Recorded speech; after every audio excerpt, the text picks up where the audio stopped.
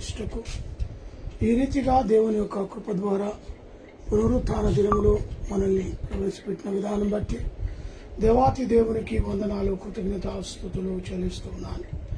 దేవుడు ఆత్మ కనుక ఆయన ఆరాధించువారు ఆత్మతోనూ సత్యముతోనూ ఆరాధించవలనని లేఖనాలు తెలియపరుస్తున్న ప్రకారంగా భక్తుడైన దావీదు పలికిన మాటలను నెరవేర్చుకుందాం. నా ప్రాణమా యెహోవాను సన్నతించుము, నా అంతరంగములో ఉన్న సమస్తమా ఆయన పరిశుద్ధ నామమును సన్నతించుము. నా ప్రాణమా యెహోవాను సన్నతించుము, ఆయన చేసిన ఉపకారములో దేనిని మరమకము. సమస్త దేశములారా యెహోవాకు ఉత్సాహధ్వని చేయుడి, సంతోషముతో యెహోవాను సేవించుడి, ఉత్సాహగానము చేయుచు ఆయన సన్నిధికి రండి. యెహోవాయే దేవుడని తెలుసుకునుడి, ఆయనే మనలను పుట్టించెను, మనం ఆయన వారము, మనము ఆయన ప్రజలము, ఆయన మేపు గొర్రెలము. కృతజ్ఞత అర్పణలు చెల్లించుచు ఆయన గుమ్మములో ప్రవేశించుడి, కీర్తనలు పాడుచు ఆయన ఆవరణములో ప్రవేశించుడి, ఆయనను స్తుతించుడి, ఆయన నామమును గణపరచుడి. యెహోవా దయాళుడు, ఆయన కృప నిత్యముండును, ఆయన సత్యము తరతరములు ఉండును. యెహోవా దయాళుడు, ఆయనకు కృతజ్ఞతాస్తుతులు చెల్లించుడి, ఆయన కృప నిరంతరముండును. మన పాపములను ప్రభు సన్నిధిలో ఒప్పుకుందాం. మా తండ్రి అయిన దేవా, మేము నీకు విరోధముగా తలంపు చేతను, మాట చేతను, కర్మ చేతను పాపము చేసి మా సంపూర్ణమైన మనస్సుతో మేము నిన్ను ప్రేమించకపోతే, మా పొరుగు వారిని కూడా ప్రేమించకపోతే, తండ్రి మమ్మను కనికరించుము. దేవా, మమ్మను పవిత్రపరచి శుద్ధమైన మనస్సు మేము నిన్ను ప్రేమించి నీ పరిశుద్ధ చిత్తానుసారంగా జీవించినట్లు క్రీస్తు నిమిత్తము దయచేయము. ఆమేన్. ప్రార్థన చేసుకుందాం. ప్రేమ నమ్మకము గల ప్రియ పరలోకపు తండ్రి, 2025-11 మాసములో ప్రభా మీరు మమ్మల్ని ప్రవేశపెట్టి మరొక పునరుత్థాన దినములోనైనా నిన్ను చేరి ఆరాధించుటకు మీరిచ్చిన గొప్ప సదావకాశాన్ని బట్టి స్తోత్రాలు. ఈ దినం ఈ క్షణం చూడని వారి అందరూ ఉన్నారు. వారికంటే గొప్ప వాళ్ళము కాదు, కానీ కేవలం నీ నామఘనత కొరకై మీరు మమ్మల్ని నిలబెట్టారని మేము గ్రహిస్తున్నాం. అయా బేతలు క్రిస్టియన్గా ఫేస్బుక్ లైవ్ ద్వారా జరపబడుతున్న ఈ ఆరాధనను ప్రత్యేకంగా మీరు జ్ఞాపకం చేసుకునండి. కూడి వచ్చిన బిడ్డలు ఆన్లైన్లో మాతో పాటు పాలు పంపులు పొందుతున్న ప్రతి బిడ్డను దీవించండి, ఆశీర్వదించండి. కొన్ని నిమిషాలు మాలో ఏకాగ్రత దయచేయండి. వినగల చెవులు, గ్రహించగల మనసు, స్తుతించగల పెదవులు దయచేయండి. మాట్లాడేది నేను కాదు, నాలోని పరిశుద్ధాత్మ నుంచి మాట్లాడటకు సహాయం దయచేయండి. పాటల ద్వారా ప్రభువా మీరు ఘనతగా ఉండండి. మా స్తుతులకు ఆరాధన పల్లకిలో మీరు మా మధ్యలో ఉండండి. ఈ యొక్క ఆరాధన ఆది నుంచి అంతం వరకు జరిగించి ఘనత, మహిమ, ప్రభావాలు పొందుకోగలరు. యేసు నామంలో అడిగి పెట్టుకుంటున్నాను తండ్రి. మంచిది, కొన్ని పాటలు పాడుకుందాం.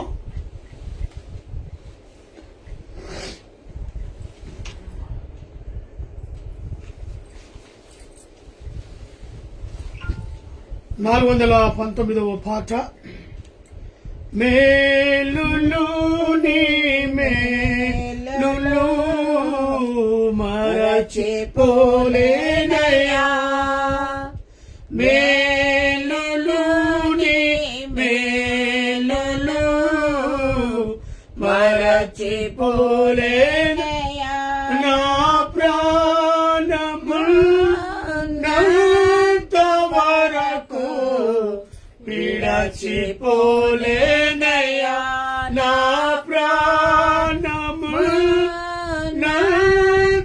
వరకు విడచిపోలేనయ్యా, మేలులు మేలులు మరచిపోలేనయ్యా, కొండలలో మరచిపోలేదయ్యా, లోయలలో ఉన్నను విడచిపోలేదయ్యా, కొండలలో ఉన్నను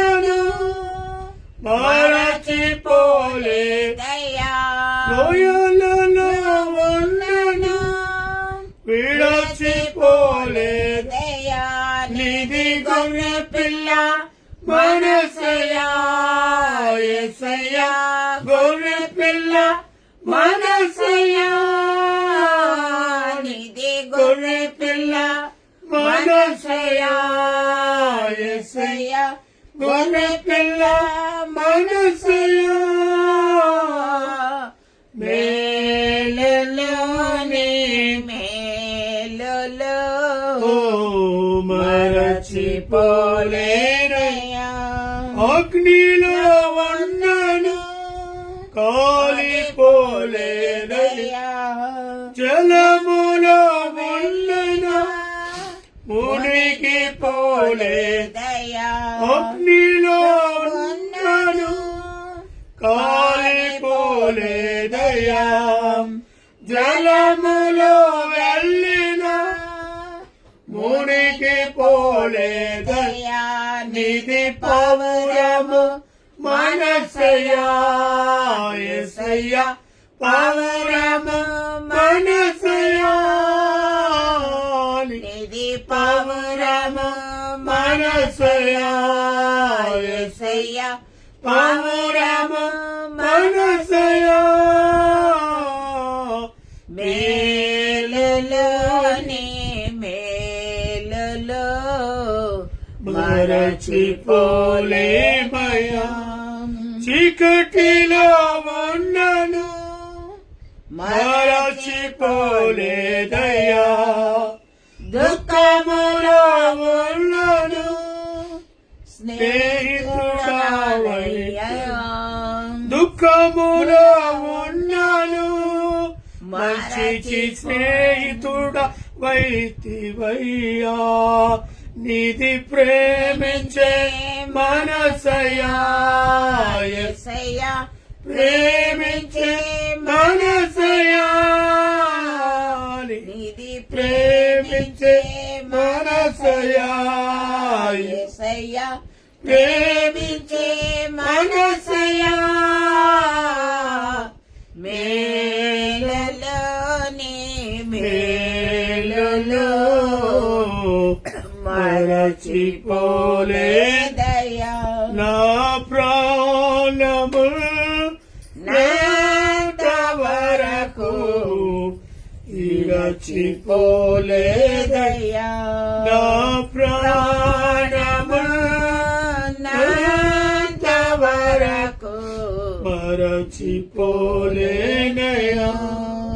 హల్లెలూయా నాకెన్నో మేలులు చేసితివి నీకేమి అర్పింతును దేవా నీకేమి చెల్లింతును నాకెన్నో మేలులు చేసితివి నీకేమి అర్పింతును దేవా నీకేమి చెల్లింతును హల్లెలూయా యేసునాథా కృతజ్ఞత స్తుతులు నీకే హల్లెలూయా యేసునాథా కృతజ్ఞత స్తుతులు నీకే కృపచేత నన్ను రక్షించినావే కృప వెంబడి కృపతో నన్ను బలపరచితివే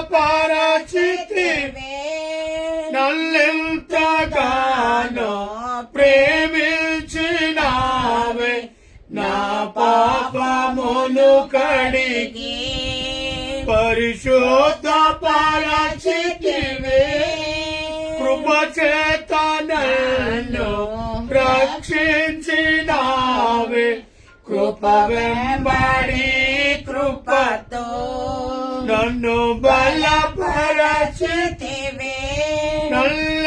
నన్నెంతగానో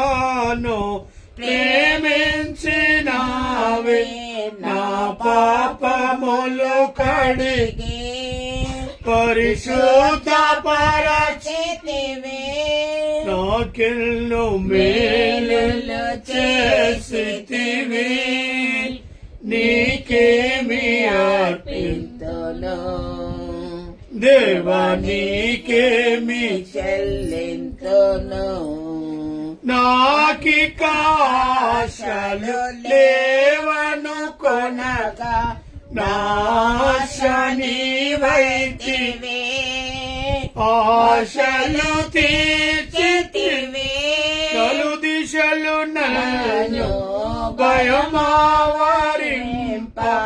నా పక్షమందుంటివి నాక భయమీచితివి నాకిక ఆశలు లేవను కొనగా నాశ నీవైతివి ఆశలు తీర్చితివి నలు దిశలు నన్ను భయమావరింప నా పక్షమందుంటివి నాక భయమీచితివి నాకెన్నో మేలులు చేసితివి నీకేమి అర్పింతును దేవా నీకేమి చెల్లింతును నీ కాడి మోపి నా తోడు నీవే నీ చేతి నీ నీడలో నన్ను దాచి నుంచితివే ఏ కీడు నాకు రాకుండా చేసి నీ జాడలో నన్ను నడిపించుచున్నావే నీ కాడి మోపి నా తోడు నీవే నీ చేతి నీ నీడలో నన్ను దాచి ఏ కీడు నాకు రాకుండా చేసి నీ జాడలో నన్ను నడిపించుచున్నావే నాకెన్నో మేలులు చేసితివి నీకేమి అర్పింతును దేవా నీకేమి చెల్లింతును నీ రాజ్యమందు నన్ను దాచుకోదు రానున్న రాజువు నా రాజువు నీవు నీ వధువు సంఘమున నన్ను చేర్చుకున్నావు నన్ను కొన్నవాడవు నా వరుడవు నీవు నీ రాజమందు నన్ను చేర్చుకుందువు రానున్న రాజువు నా రాజువు నీవు నీ వధువు సంఘమున నన్ను చేర్చుకున్నావు నన్ను కొన్నవాడవు నా వరుడవు నీవు నాకెన్నో మేలులు చేసితివే నీకేమి అర్పింతును దేవా నీకేమి చెల్లింతును హల్లెలూయా యేసునాదా కృతజ్ఞత స్తుతులనికే హల్లెలూయా యేసునాదా కృతజ్ఞత స్తుతులనికే స్తుతులనికే హల్లెలూయా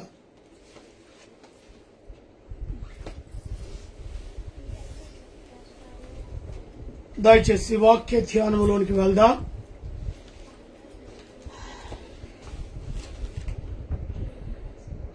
తప్పిపోకూడదు. దేవుని కృప పొందకుండా తప్పిపోకూడదు. చాలా మంది కృప లేకనే, దేవుని ఆశీర్వాదము లేకనే తప్పిపోతూ ఉంటారు. వారు తవ్విన గుంతలో వారే పడటానికి దూవుకుంటూ ఉంటారు. మరి తప్పిపోకుండా, దేవుని కృప పొందకుండా తప్పిపోకూడదు. హెబ్రీలకు రాస్తున్న పత్రిక 12వ అధ్యాయము మనం జ్ఞాపకం చేసుకున్న అధ్యాయాలు.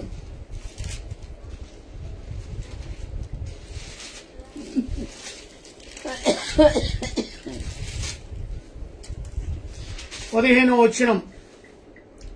మీలో ఎవడైనాను దేవుని కృపను పొందకుండా తప్పిపోనేమో అనియు చేదైనా వేరు ఏదైనాను మొలచి కలవరపరచుట వలన అనేకులు అపవిత్రులైపోదురేమో అనియు.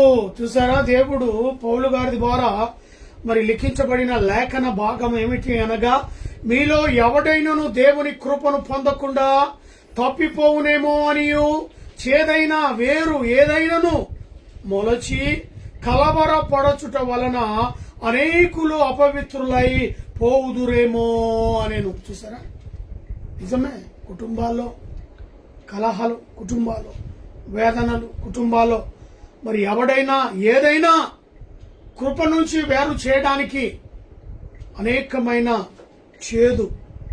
చేదైనా వేరు ఏదైనాను మొలచి, అది కుటుంబ సభ్యుల్లో గాని, రక్త సంబంధంలో గాని, స్నేహితుల్లో గాని, ఇరుగు పొరుగు వారితో కానీ ఎవరి ద్వారానైనా ఈ చేదైనా మొలిస్తే ఆ కుటుంబానికి ఏమవుతుంది? కృప నుంచి తొలగిపోతారు. చేదైనా ఏదైనా వేరు మొలచి కలవరపరచుట వలన అనేకులు అపవిత్రులై పోదురేమో అనియు.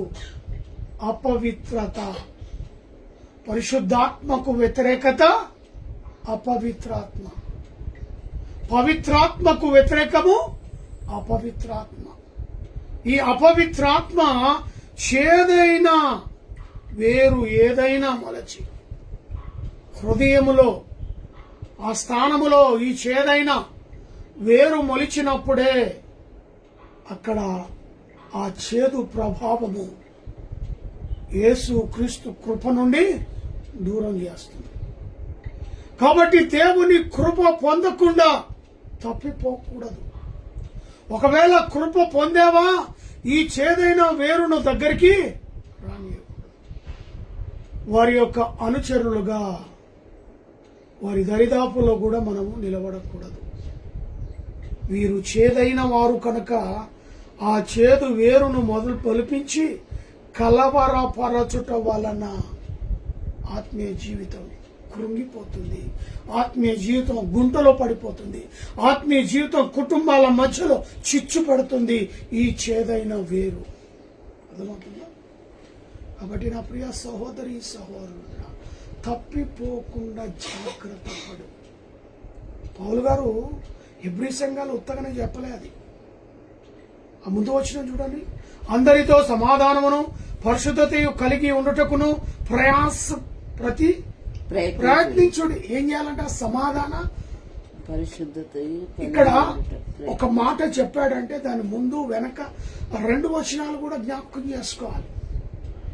అందుకే 14వ వచనంలో ఏమంటుండంటే, అందరితో సమాధానమును పరిశుద్ధతయు కలిగి ఉండుటకు ప్రయత్నించుడి. ఇది లేకపోతేనే ఆ వేరు, చేదైన వేరు మొలిచే అవకాశం ఉంటుంది. సమాధానం లేకపోతే సమాధాన పడు. వాక్యానుసారమైన సమాధానం ఉండాలి తప్ప లోకానుసారమైన సమాధానము ఉండకూడదు. వాక్యానుసారమైన సమాధానానికి ఆ సమాధానానికి ఆన్సర్ దొరుకుతుంది. ఆ సమాధానానికి సమాధానం దొరుకుతుంది తప్ప లోకరీతి అయిన సమాధానాన్ని వెతికి వెంటాడుతూ ఈ చేదైన వేరును మొలిపించినప్పుడు అక్కడ ఏముండదో తెలుసా? అక్కడ కలవరం ఉంటుందే తప్ప సమాధానము దొరకదు. కనుక అక్కడ చెప్తున్న మాట ఏంటంటే, పరిశుద్ధత లేకుండా ఎవడును ప్రభువును చూడడు, ఆయన స్వరమును వినడు. అందుకే మీలో ఎవడైనా దేవుని కృపను పొందగా తప్పిపోయినేమో అనియు చేదైన వేరు ఏదైనాను మలచి కలవరపరచుట వలన అనేకులు అపవిత్రులైపోదురేమో అని. తర్వాత 16 వచనం, ఒక పూట కూటి కొరకు తన జ్యేష్ఠత్వమును ఆ, ఒక్క పూట కూటి కొరకు తన జ్యేష్ఠత్వం హక్కును అమ్మివేసిన యేషావు భ్రష్టులైనను వ్యభిచారి అయినను ఉండునేమో అని జాగ్రత్తగా చూచు. ఇదే జరుగుతుంది ప్రతి ఇంట్లో. ఎవడో ఏదో చెప్పాడని యేషావు లాంటి భ్రష్టులైన ఆ తలంపులే ఆ కృప నుంచి వేరు చేస్తుంది, ఆలోచన నుంచి వేరు చేస్తుంది. అపవాది యొక్క కుతంత్రము మన ఇంటి గుట్టు బయటకు తీసుకుని వెళ్తుంది, బజార్ పాలు చేస్తుంది. అప్పుడు మనకు వచ్చేది ఏముండదు, పరువు నష్టమే. కాబట్టి ఈ చేదైతే ఎంతవరకైతే ఈ చేదైన వేరును మొలవకుండా చూసుకోవాలి. మరి అనేకులు అపవిత్రులైపోతారు, వాటిలందు జాగ్రత్త కలిగి ఉండాలి. రెండవదిగా వాగ్దానము పొందకుండా తప్పిపోకూడదు. వాగ్దానం అనేది చేతి పట్టుకోవాలి. వాగ్దానం దేవుని యొక్క 4వ వచనం, హెబ్రీయులకు రాస్తున్న పత్రిక 4వ వచనం మొదటి వచనం, ఆయన ఒక విశ్రాంతిలో ప్రవేశించుతున్న వాగ్దానము ఇంకా నిలిచి ఉండగా మీలో ఎవడైనా ఒకవేళ వాగ్దానము పొందకుండా తప్పిపోనేమో అని భయము కలిగి భయపడుతున్నాడు పౌలు గారు. వాగ్దానము పొందాలి, వాగ్దానమైన జీవితాన్ని జీవించాలి. ఒకవేళ అలాంటి వాగ్దానము పొంది తప్పిపోతారేమో భయం, ఆందోళన. అన్ని తెలుసున్న వాళ్ళమే వాక్యము, ప్రార్థన, ప్రసంగము అన్ని తెలుసున్న వాళ్ళమే వాగ్దానం నుంచి తప్పిపోతూ ఉంటారు. అని తెలుసు, ప్రార్థన చేయడం తెలుసు, ప్రతిదాని విషయమై దేవుని నిలదీయడం తెలుసు, దేవుని అడగడం తెలుసు, ప్రార్థనలో సమాధానం నీకు దొరుకుతుందని తెలుస్తుంది కూడా. లోకరీతి అయిన నోరు పారేసుకోవడం అది అంతవరకు కరెక్ట్. అదే మాట దేవుని సన్నిధిలో మొరపెట్టు, దేవుడు ఆన్సరిస్తాడు, జవాబిస్తాడు. కళల ద్వారా మాట్లాడతాడు, దర్శనాల ద్వారా నీకు మేలు చేస్తాడే తప్ప ఇష్టానుసారమైన మాటలు మాట్లాడితే మరి ఎవరు కూడా ఈ యొక్క విశ్రాంతిలో ప్రవేశించారు. వాగ్దానము ఇంకా నిలిచి ఉండగానే మీలో ఎవడైనాను ఒకవేళ వాగ్దానము పొందకుండా తప్పిపోవునేమో అని భయము కలిగి ఉందని చూశారు. కాబట్టి వాగ్దానము పొందిన నీవు దేవునికి భయపడు, ఎక్కడ ఏం జరగదు. మాట యందు తప్పిపోతారు కొంతమంది. ఏమైపోతారు? మాట. ఆ నోరుకు మొక్కాలి, ఆ మాటకు మొక్కాలి. భయంకరమైన మాటలు కదా, మాటలు తప్పిపోతారు, దేవుని కృప నుంచి దూరం అయిపోతారు, నోరు జారుతారు, అనకూడదు అంటారు, బాధపడతారు, తప్పిపోతారు. యాకోబు గ్రంథం 3వ అధ్యాయం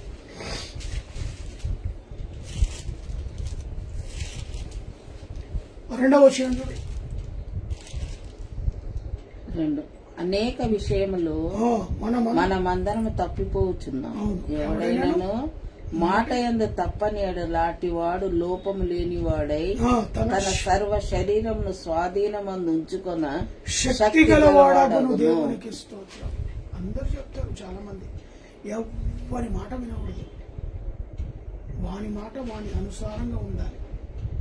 ఒకరి మాట విని ఏమైపోతుంది? అక్కడ అపవాదికి స్థానం ఇచ్చినట్టే. అనేక విషయంలో మనమందరము తప్పిపోతున్నాం కదా, అనేక విషయాల్లో తప్పిపోకుండా ఉండాలి అంటే మన నోరు, మన మాటలు జాగ్రత్తగా. అటివాడు లోపము లేనివాడే తన శరీరమును స్వాధీనపరుచుకునక శక్తి గలవాడగును. లోపము లేనివాడుగా, మనలో ఏ లోపము ఉండకూడదు. అలాగే జీవించటానికి ప్రయత్నం చేయాలి. 4వదిగా హృదయము ఆలోచన తప్పిపోతుంది. హృదయ ఆలోచన దేవుని దృష్టిని మలుపుతుంది. హృదయ ఆలోచన అదే హెబ్రీయులకు రాస్తున్న పత్రిక 3వ అధ్యాయం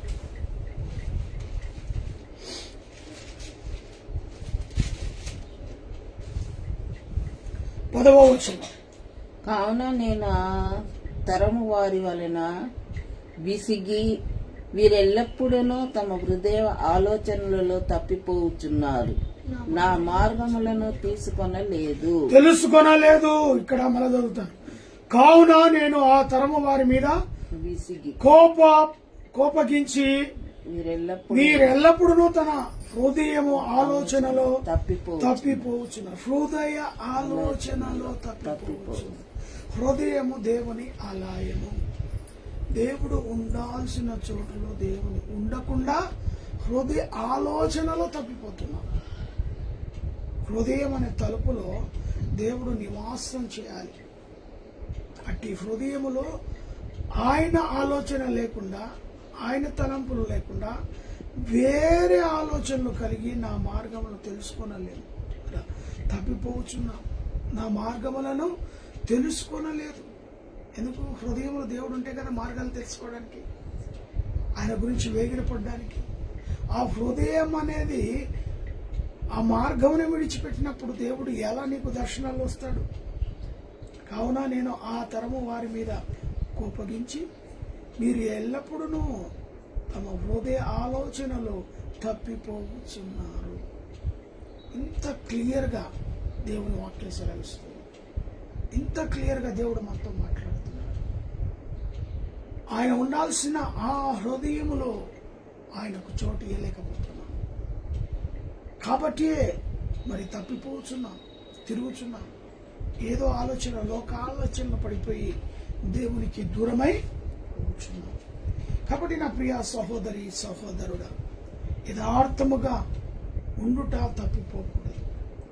ఒక్కసారి మాట ఇచ్చాం, మాట మీద నిలబడాలి.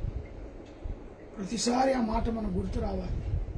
ఒకరికొక మాట ఇచ్చామంటే ఆ వాగ్దానం మీద నిలబడి ఉండాలి. చేతనైతే నిలబడాలి, లేకుంటే తప్పిపోవాలి. అంతేగాని మాట ఇచ్చిన తర్వాత యథార్థంగా నడుచుకొనుట, యథార్థం అనేది మన హృదయం లేకపోతే ఇంకా దేవుని బిడ్డగా ఉండటానికి, చెప్పుకోవడానికి అర్హత మనకు లేదు. యథార్థత, దేవుని ఎదుట యథార్థమైన హృదయం కలిగి ఉన్నాం. మనం 10 సంవత్సరాలు 11 సంవత్సరాలు ఉన్నామంటే ఎంత యథార్థతతో మన కుటుంబం ఉన్నది, ఎంత యథార్థతతో మనం ఉన్నాం. ఎందుకు ఈరోజు 11 సంవత్సరాల్లో అపవాదికి చోటు ఇచ్చి దేవునికి దూరం అయిపోతున్నాం? అపవాదికి చోటు ఇవ్వకుండా ఉండాల్సిన స్థానంలో దేవునికి దూరం అయిపోతున్నాం. వాడికి ఇచ్చి ఆ స్థానాన్ని వాడిని ఫుల్ఫిల్ చేస్తున్నాం. మనం అపవాది వారిని సంతోషపెడుతున్నాం.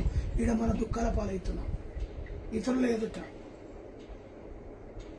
మన సంతోషాన్ని అపవాది దొంగిలిస్తున్నాడు. యథార్థత లేకుండా చేస్తున్న హృదయాల్లో దేవుని వాక్యానుసారమైన జీవితం జీవించాలంటే యథార్థత లేకుండా చేస్తున్నాడు. మరి వాక్యమును ధ్యానించుట, మరి అంతేకాదు బోధించుట ద్వారా తప్పిపోకూడదు. మన వాక్యమందు స్థిరమైన మనస్సు కలిగిన వారముగా ఉన్నాం. వాక్యమును చేపట్టి ఇతరులకు మన వాక్యానుసారమైన జీవితాలను మన జీవితాలతో పాటు వారి జీవితానికి కూడా నడిపించే శక్తివంతులమై ఉన్నాము. దేవుడు మనం నిలబెట్టాడు. అందుకే నువ్వు బోధించు, దాని యందు ధ్యానించు, నీవు సరిగా ఇతరులను సరిచి. ఆ యొక్క గొప్ప అవకాశములో ప్రభు మనం నిలబెట్టాడు. మన నవ్వుల పాలై దేవుని సన్నిధానములో ఉండాల్సిన మనము రోడ్డు మీద మన పరుగులే మనం తీసుకుంటే ఏమి ప్రయోజనం, ఏం లాభం? దేవుని యొక్క స్వార్థను ప్రకటించి దాని కొరకు వేగిరపడదాం. ఇక్కడ వెళ్ళి సువార్త, అక్కడ వెళ్ళి సువార్త, దేవుని వాక్యాన్ని ధ్యానిస్తూ బోధించటంలో మనం ఏమాత్రం తప్పంజనం లేకుండా ముందుకు చేద్దాం. అలాంటిది ఉండాలి. కానీ ఇక్కడ మరి యథార్థమైన మార్గంలో ఉండకుండా తప్పిపోయి దేవుణ్ణి బాధ పెడుతున్నాం. తప్పిపోయిన వారిగా వాక్యాన్ని ధ్యానించుట, బోధించుటలో తప్పిపోకూడదని దేవుడు సెలవిస్తున్నాడు. ఎందుకనగా ఆ యొక్క యథార్థత ఇక్కడ మనం చూస్తే యెహోషువ 1వ అధ్యాయం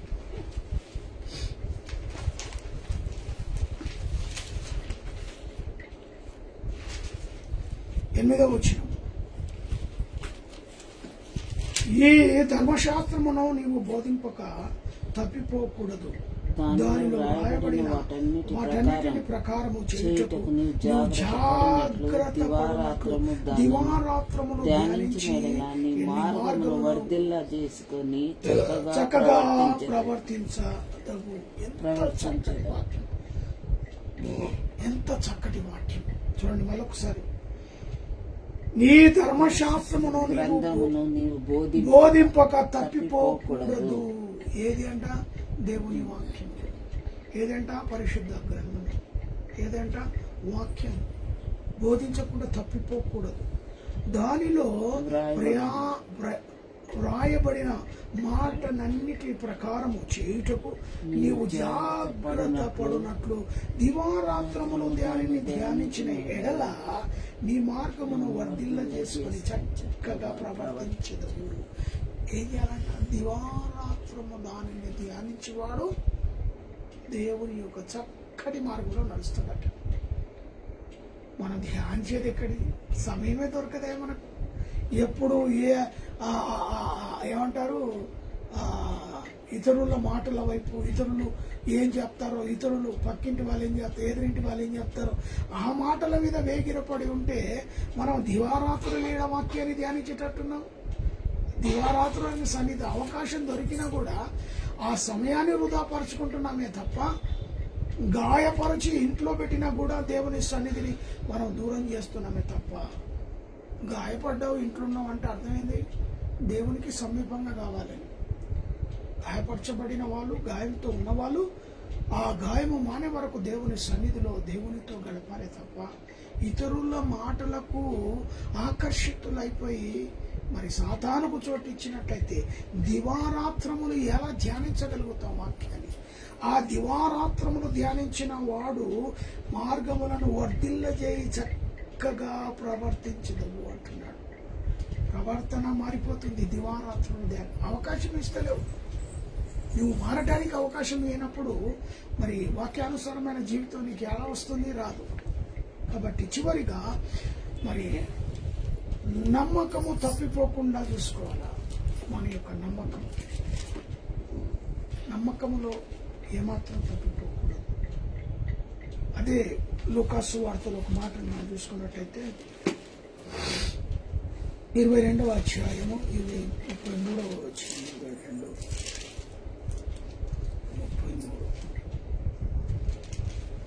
అయితే అతడు ప్రభువా నీతో 32. నీ నమ్మిక తప్పిపోకుండా నేను నీ కొరకు వేడుకొంటిని. నీ మనసు తిరిగిన తరువాత నీ సహోదరులను స్థిరపరచమని చెప్పాను. దేవునికి ఇష్టం ఎప్పుడైతే మనస్సు స్థిరపడి ఉండాలి, అప్పుడే నీ సహోదరుడు ఏమవుతాడు? చక్కగా అవుతాడు. నీ మనస్సు ఈరోజు స్థిరంగా లేదు. ఈరోజు నీ మనసు స్థిరంగా లేదు. అయినా మరి నీ నమ్మిక తప్పిపోకుండా కుండునట్లు నేడు నేను నీ కొరకు వేడుకుంటుంది. నీ మనస్సు తిరిగిన తర్వాత నీ సహోదరును స్థిరపరచుమని చెప్పి, నీ మనస్సు తిరిగిన తర్వాత, దేవునికి చోటిచ్చిన తర్వాత, దేవునికి మనసు ఇచ్చిన తర్వాత, దేవుని తట్టు నువ్వు చూసిన తర్వాత సహోదరునికి అప్పుడు నీ మనసు స్థిరపడుతుంది. బాధపరచు వారిని, బాధపెట్టు వారిని దేవుని వైపు మొదట చూడు, ఆన్సర్ దేవుడు.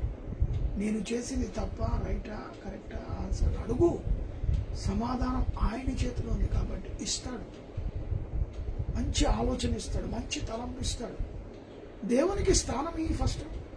నీ సొంత ఆలోచనలు కాకుండా దేవునికి ఆలోచనకు స్థానం. చివరిగా సమాజంగా కూడుకొనుట తప్పిపోకూడదు. మనమంతా సమాజం, మనమంతా ఒక సమాజంలో కూడుకొని ఉండుట తప్పిపోకూడదు. మనం కూడుకున్నామంటే యేసయ్య మహిమపడాలి, యేసయ్య ఘనతనందాలి, యేసయ్య ఆ ప్రభావములో ఆయన మహిమ కిరీటం ధరింపచేసే దేవుడు. కాబట్టి మనం కూడుకున్నామంటే ఆయన నామాన్ని ఏం చేయాలి? మనం ఉన్నతమైన నామముగా హెచ్చించాలి.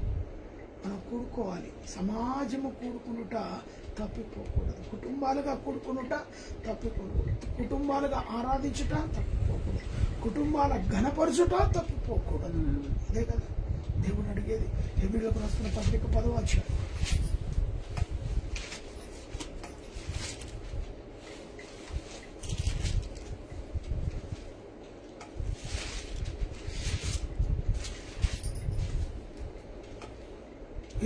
వచనం. కొందరు మానుకొనుచున్నట్టుగా సమాజముగా కూడుట మానక ఒకనికొకడు హెచ్చరించుచు ఆ దినము సమీపించుట మీరు చూచిన కొలది మరి ఎక్కువగా అలాగు చేయుచు ప్రేమ చూపుటకును సత్కార్యములు చేయుటకును ఒకనికొకడు పురికొల్పవలెనని ఆలోచించును.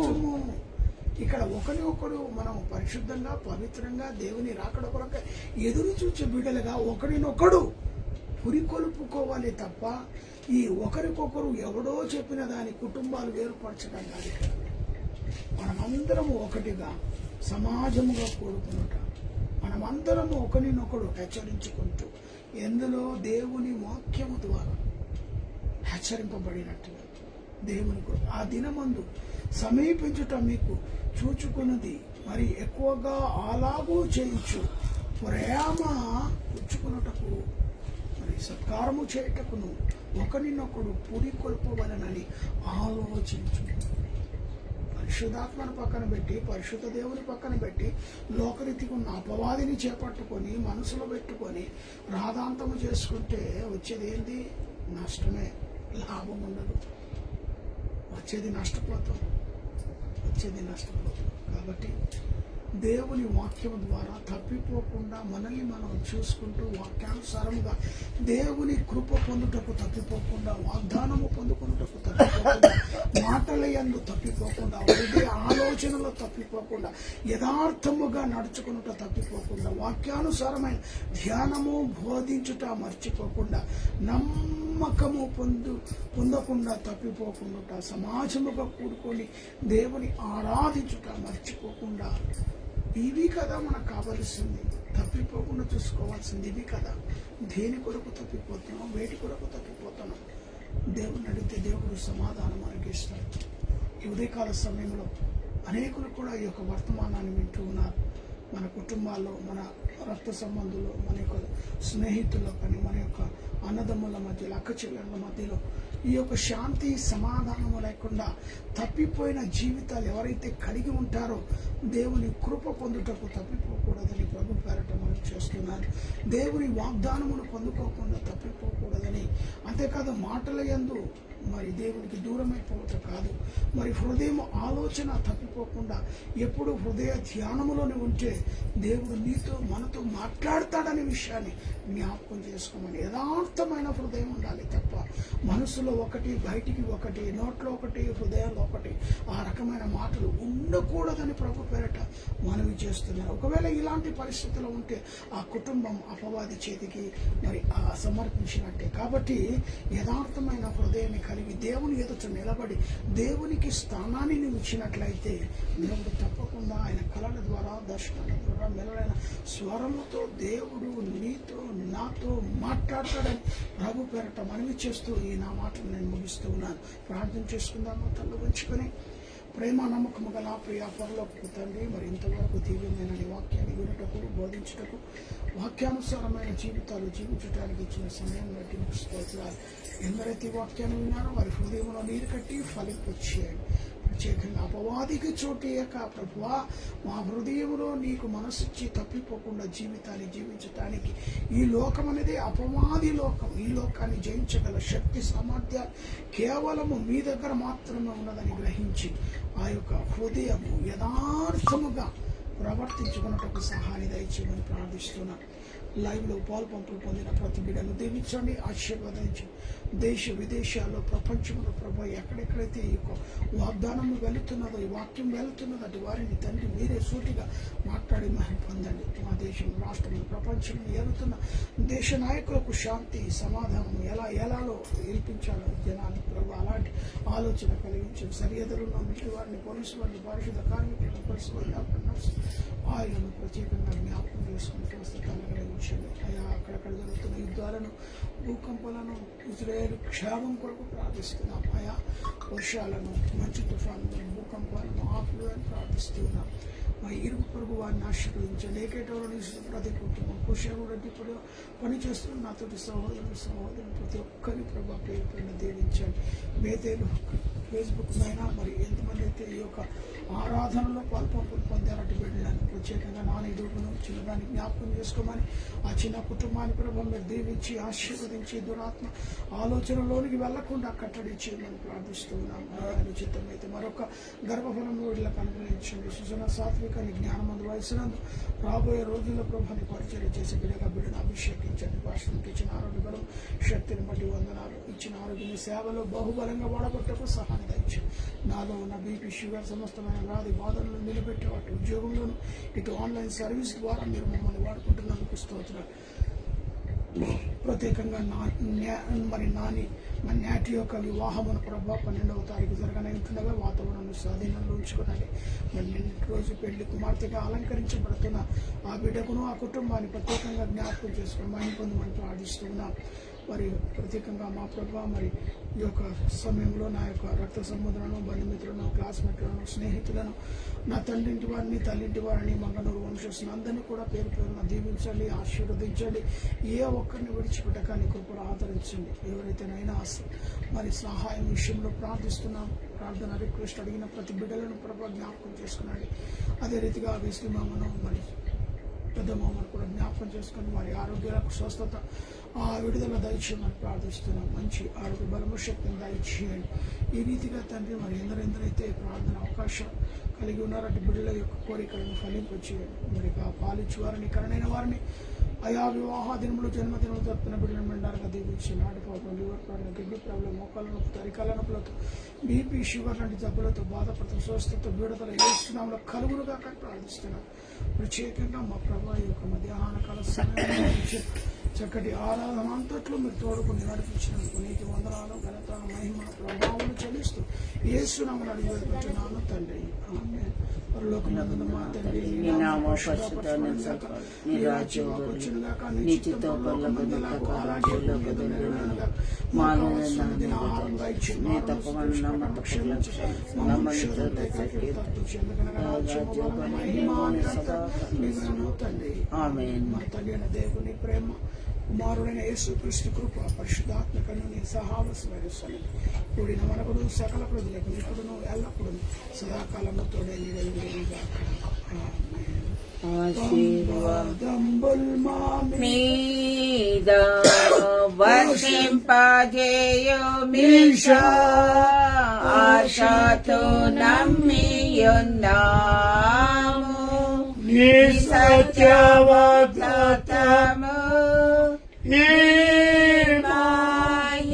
మీద కుమారించుము దేవా కుమార ప్రేమ వశంబు కుమారించుము దేవా.